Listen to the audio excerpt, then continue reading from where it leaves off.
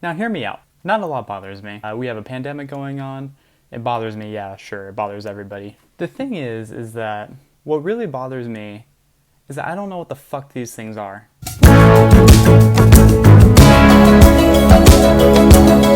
Whoosh. Oh, hey, what's up, you guys? How's it going? It's Papa, and I'm finally bringing you today my long-awaited INFERNOID deck list. I apologize for how long it's taken. I've just been trying to perfect the build as much as I could. I'm honestly really satisfied with this list. I think it's been really consistent. It's been doing wonders for me.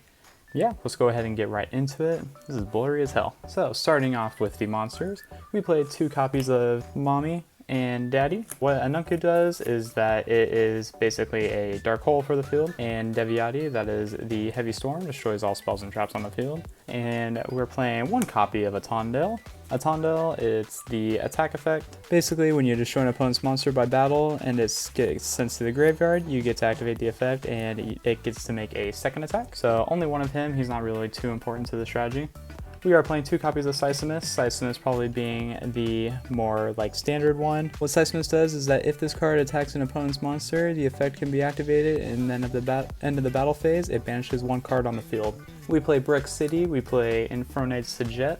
Sajet does, it's not really too important. You can banish 1 monster from your opponent's extra deck. It's just kind of there to make your Void Feast live. For spell and trap removal, we do play 2 copies of INFERNOID Petrulia. I think with the importance of Eldritch, it's probably more important to just play 2 of this instead of 1 of this. For 1-ofs, we play 1 Harmadic. It doesn't really do a whole lot since targeting is not that good. And then 1 copy of Antra, and I always go back and forth between 2 Petrulia and 1 Antra, or 2 Antra, 1 Petrulia. At this format, I have been liking the 1 Antra. It does its wonders. We then play 3 copies of INFERNOID Decatron. This is the absolute all-star of the deck. Decatron, it becomes any INFERNOID in your deck, and he's your only normal summon really, so he's probably the best one. And then to round off the monsters, we play 2 copies of Lava Golem. It's just good because this is a very key going second strategy, so you don't really use your normal summon too much, and then you have cards like Monster Gate, you have Lair of Darkness to make it to where you can get to the Decatron without having to use your normal summon. So I just felt playing 2 copies of Lava Golem over cards like Super Poly was just superior. But that's it for the monsters. For the spell lineup, we then play 3 copies of Pot of Extravagance. I do apologize, but I feel this deck really needs to draw power, so I do have to max out on the Extravagance. Budget players, if you can't afford Extravagance, then I'd probably suggest playing like a Foolish Burial, maybe Mind Control. Honestly, you should probably just pick up the Extravagances. You're trying to win. We also play 3 copies of Void Vanishment, as well as 3 copies of Void Imagination. You really can't play the deck without it. We then play 3 copies of Lair of Darkness, as well as 3 copies of Monster Gate. Lair of Darkness with Monster Gate, the interaction is just crazy. You basically win the game if you can resolve a Monster Gate with Lair of Darkness. Just getting rid of your opponent's field is just too good not to do. As long as you mill good, I've had some past experiences where I've milled absolutely awful. For the most part, if you're resolving a Monster Gate, you should be winning the game. Since we are going second, I am playing 2 copies of Dark Ruler No More in the main deck.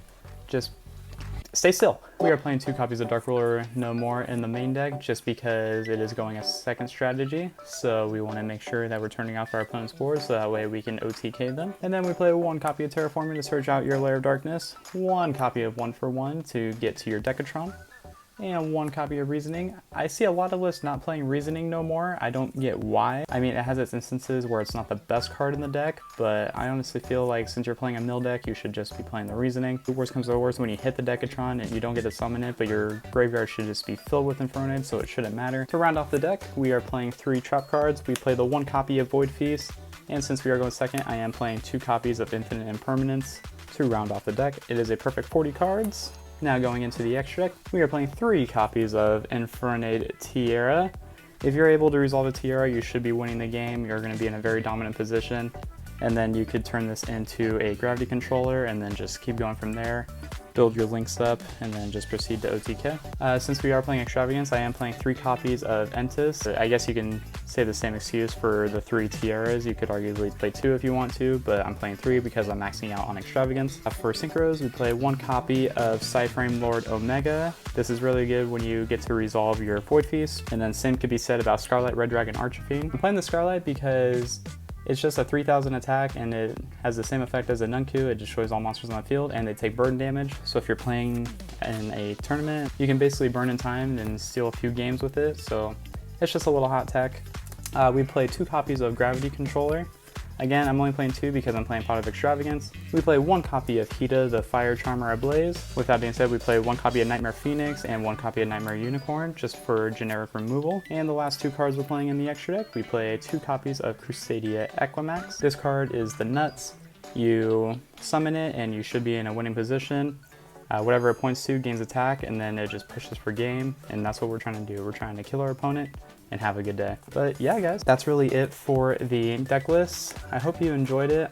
Again, I apologize for how long it took to get the list out to you. Like, again, I've just been very busy with work and then doing the sealed only series. And yeah, I wanted to make sure the deck was as consistent as possible because I didn't want to keep you waiting for a bad deck list. Like, I really think that this is a nice solid list for the format. And I did do a lot of testing with it online just to ensure that it was good. But other than that, that's really it. If you have any thoughts that could make the deck better, please let me know in the comments down below. But for the most part, that's really it for me today. I hope you enjoyed. Please give it a like, comment, and subscribe for more. We're almost at 100 subscribers. But yeah, guys, once we hit 100 subscribers, like, I'll do like an announcement, like give you a lineup of schedules, and I'll announce more content coming in the future. But yeah, thank you again for tuning in, and until then, this has been Papa, and I'll catch you all later.